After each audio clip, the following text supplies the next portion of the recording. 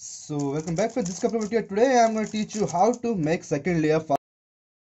तो जी हाँ दोस्तों, आज मैं आप लोगों को F12 से रिलेटेड ऐसे केस बताने वाला हूँ जिसमें आपको अपना टाइम रिड्यूस करना पड़ेगा और आप जल्दी से जल्दी क्यूब को सॉल्व कर लेंगे। तो मैं यहाँ पर अपनी टेक्निक बताने वाला हूँ जिससे मैंने F12 को बहुत ही जल्दी बनाना सीखा था, क्योंकि शुरू में जब मैं बिगनर था। चलिए मैं क्यूब पर बात करता हूँ। तो पहले तो स्क्रैम्बल कर लेते हैं एंड देन आपको बताता हूँ कि कैसे मैं करता था। वो कैसे ज़्यादातर आप लोग करते होंगे जिनके भी स्पीड मतलब अराउंड 20 से या उससे ज़्यादा सेकंड में अगर आप क्यूब को सॉल्व करते हो 20 से ऊपर, तो फिर आप इसी तरह सॉल्व करते हो। जनरली आप करते क्या, मैं क्या करता था वो पहले आपको बता देता हूँ।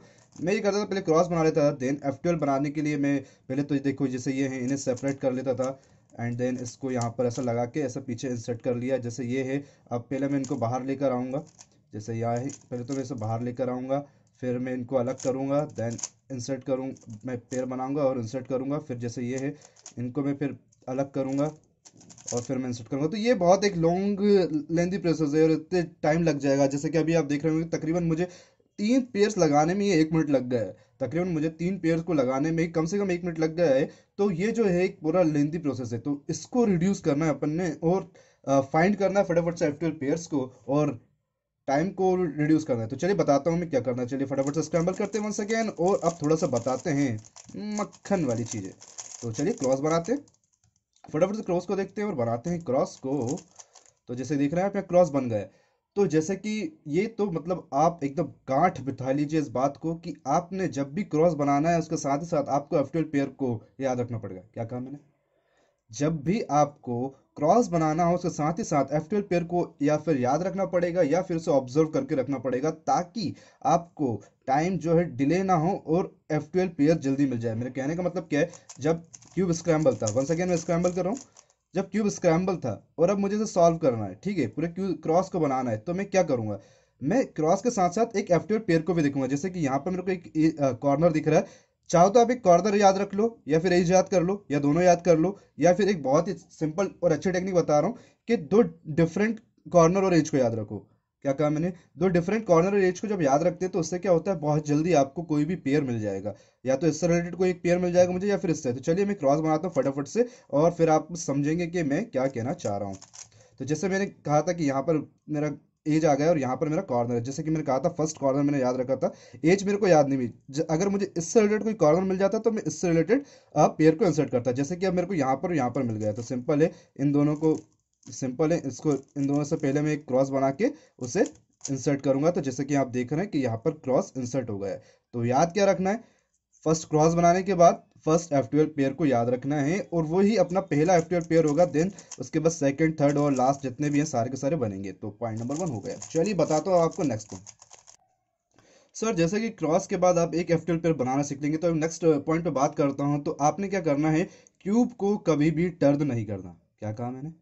क्यूब को कभी भी टर्न नहीं करना। इसका मतलब क्या है? इसका मतलब ये है कि जब कभी भी आप पेयर बनाएं, इंसर्ट करें, तो इंसर्ट करने के दौरान ज़्यादातर क्या करेंगे, जैसे कि फॉर एग्जांपल मैं कोई सा पेयर लेता हूं और आपको बता, जैसे ये पेयर है एक, तो आप क्या करेंगे, जैसे मेरे को इस पेयर को यहाँ इंसर्ट करना था, तो आप पहले क्यूब को टर्न करोगे, देन इसे आगे लाओगे और इसे यहाँ इंसर्ट कर दोगे, जो कि एक बहुत ही लेंदी प्रोसेस है। इतना आपने नहीं करना है। आपने करना क्या है, फ्रंट साइड से था, सिंपल आपने पहले पेयर बनाना है और इसी पोजीशन से, फ्रंट पे मेरा ऑरेंज है तो इसी पोजीशन से मैं पेयर को इंसर्ट करूंगा और यही अपना चैलेंज होने वाला है। क्या चैलेंज होने वाला है? अब जैसे देखिए, मैं एक बार भी क्यूब को टर्न नहीं करूंगा और साथ ही साथ सारे से सारे पेयर को इंसर्ट करूंगा। कैसे? अब जैसे एक ये पेयर है, मैं इस पेयर को यहाँ पर बनाऊंगा, बैक साइड में से इंसर्ट कर दूंगा। अब यहाँ पर मेरे को ये वाला एज और कॉर्नर दिख रहा है, बनाया, सामने इंसर्ट कर दिया। अब एक पर्टिकुलर एक स्पेसिफिक ऐसा केस आया है जिसमें मेरे को क्यूब को टर्न करना पड़ेगा, मगर आप नोटिस करें कि ना मैंने इसमें पेयर क्यूब को टर्न करा था, ना इस पेयर में क्यूब को टर्न करा था और ना ही इसमें। तो बस F12 के दौरान हमें ये याद रखना पड़ता है कि अगर क्यूब टर्न भी हो तो मात्र एक बार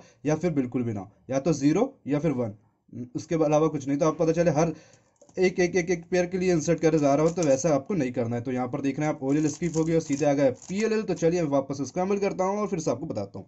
सो अब थर्ड पॉइंट पे बात करते हैं और आपको बताते हैं कि अगर जैसे कि मैं लास्ट पॉइंट में कहा क्यूब को टर्न नहीं करना, मगर ये पॉसिबल कैसे है कि क्यूब को टर्न ना किया जाए। उसके लिए आपको एक चीज़ को बहुत ज़्यादा सीखना पड़ेगा और मैं कहूँगा कि आप इस पर ज़्यादा प्रैक्टिस करें। थर्ड पॉइंट पर पहले तो मैं क्रॉस बना लेता हूँ और देन आपको बताता हूँ। जैसे मैंने क्रॉस बना लिया है, थर्ड तो इसमें करना क्या है, आपको हर एक एंगल से क्यूब के इंसर्ट करना आना चाहिए पेयर को। क्या कहा मैंने? हर एक एंगल से F12 के पेयर्स को इंसर्ट करना आना चाहिए। जैसे कि मेरे को ये एक पेयर दिख गया है, तो अब देखिए मैं बैक साइड में इंसर्ट कर रहा हूँ, मतलब मैं बैक एंगल से इसे इंसर्ट कर रहा हूँ। ठीक है, अब ये एक फ्रंट पर दिख गया है और एक पीछे की तरफ दिख रहा है मेरे को, ये वाला और ये वाला। तो पहले मैं इन दोनों से पेयर बनाया। देखिए मैं एक बार भी क्यूब को टर्न भी नहीं कर रहा हूँ और हर एंगल से उन्हें इंसर्ट कर रहा हूँ। अब इससे बनाऊंगा, यहाँ पर ही बन गया। अब ये आएगा सामने, देखिए 0 बार मैंने करा है और ये इंसर्ट देखेंगे आप, पूरे के पूरा पेयर्स जो है बन चुके हैं और मैंने एक भी दफ़ा क्यूब को टर्न नहीं किया है। तो यही आपको करना है और साथ ही साथ मेरे को हर एंगल से इतना प्रैक्टिस करना है आपको। अब डिफरेंट डिफरेंट एंगल से भी पेयर्स को इंसर्ट करना सीख सके। पहले तो मैंने इस पर वीडियो काफ़ी सारे बना दिए हैं, अभी तक नहीं देखा तो जल्दी से जाओ देखो यार, कब देखोगे। तो चलिए इतना आपने करना है, उसके बाद आप काफ़ी हद तक F12 को तकरीबन 5 सेकंड तक रिड्यूस कर लोगे, जितने मैंने अभी तक पॉइंट्स बताए। अब इसके बाद मैं आपको एक दो ऐसे इंपॉर्टेंट पॉइंट्स बता रहा हूँ जो बहुत ज़्यादा इंपॉर्टेंट है। सो यार आपको चॉपी टर्निंग से बचना है। अब ये चॉपी टर्निंग क्या है, या फिर यूँ कहूँ कि जो क्यूब स्टकनेस होती है उसे इस तरह से कह सकते हैं। वैसे वो क्यूब स्टकनेस नहीं है, एक्चुअली वो आपके फिंगर्स की प्रॉब्लम है, आपकी फिंगर स्ट्रिक इतनी अच्छी नहीं है। तो तक ये वाला और ये वाला जैसे स्क्रैबल मेरे को दिख, मतलब क्यूब और पेयर दिख रहा है, तो जैसे ये है यहाँ पर जैसा भी क्यूब टर्न स्टक हुआ था और आवाज़ आई थी आपको एक नॉइसी सी, इस तरह से जो आप देख रहे होंगे ना, दो दो लेयर तीन लेयर आपस में एक तरफ चॉपी टाइप का फील आता है, वो पूरा टर्न इजिली हो नहीं पाता। देखिए पेयर नहीं बना, पूरा का पूरा टर्न इजीली हो नहीं पाता है। इस तरह के चौपी टर्न से आपको बचना है। और आपने करना क्या है, आपने ये करना है कि या तो आप स्लो सॉल्व करें और उसके बाद लुक हाइड से काम करें, वंस अगेन स्लो सॉल्व करें, या तो लुक हाइड से काम करें। अदरवाइज अगर आपका लुक हाइड इतना इंप्रूव नहीं हो रहा है तो आप अपनी फिंगर ट्रिक्स को ज़्यादा इंप्रूव करें और साथ ही साथ टर्निंग स्पीड को बढ़ा दें। क्या कह दिया मैंने भाई, दो वे हैं अपनी चोपड़ी टर्निंग से बचने के। दो वे हैं, पहला वे है कि क्यूब को स्लो सॉल्व करो और लुक अहेड से सॉल्व करो, और नेक्स्ट ये वे है कि आप क्या करें, फिंगर ट्रिक्स आपकी इतनी बढ़िया रखो कि पता भी ना चले कि कब वो स्मूथली टर्न हो रहा है और इजीली इंसर्ट हो जाए। फिंगर्स पर बहुत काम करना जरूरी है और यही मेरा फिफ्थ पॉइंट होने वाला है कि अपनी फिंगर स्ट्रिप को जितना हो सके इंप्रूव करो। और मैं आपको एक बात बता दूं कि होता क्या है कि जब भी आप क्यूब को या फिल को इंसर्ट करो, ये तो मतलब सभी जगह अप्लाई होता है, ओएलएल में और पीएलएल में भी और क्रॉस में भी अप्लाई होता है। तो टाइमिंग का खेल होता है और टाइमिंग जो है वो आपकी रिड्यूस करती है बहुत हद तक आपकी फिंगर ट्रिक्स। अगर आपकी फिंगर ट्रिक्स इतनी अच्छी नहीं है तो आप यकीन माने कि आप अभी तक बहुत देर में क्यूब को सॉल्व करते होंगे। अगर आपकी फिंगर टिप, जैसे कि मैं स्मूथली क्यूब को सॉल्व कर रहा हूँ, देखेंगे आपके मैं ज़्यादा उसमें नहीं, ज़्यादा टर्न नहीं ले रहा हूँ। तो चलिए पहला टर्न लिया मैंने और आप देखेंगे कि कैसे मैं स्मूथली उसे इंसर्ट करते जा रहा हूँ। ये रही मेरी फिंगर टिप्स का कमाल, क्योंकि मेरी फिंगर टिप्स बहुत अच्छी है।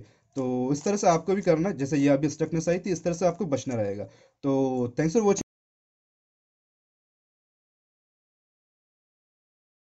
गाइस, आज की वीडियो में इतना था। अगर आपको हमारा वीडियो पसंद आया तो प्लीज लाइक करें, शेयर करें और करें चैनल को सब्सक्राइब। साथ ही साथ दबाइए बेल आइकन को और बताइएगा कि आपका F12 इंसर्ट करने में कितना टाइम लगता है, क्योंकि बहुत सारे लोग हैं F12 में 20 सेकंड अपना वेस्ट करते हैं। तो मिलते हैं नेक्स्ट वीडियो में, बाय बाय।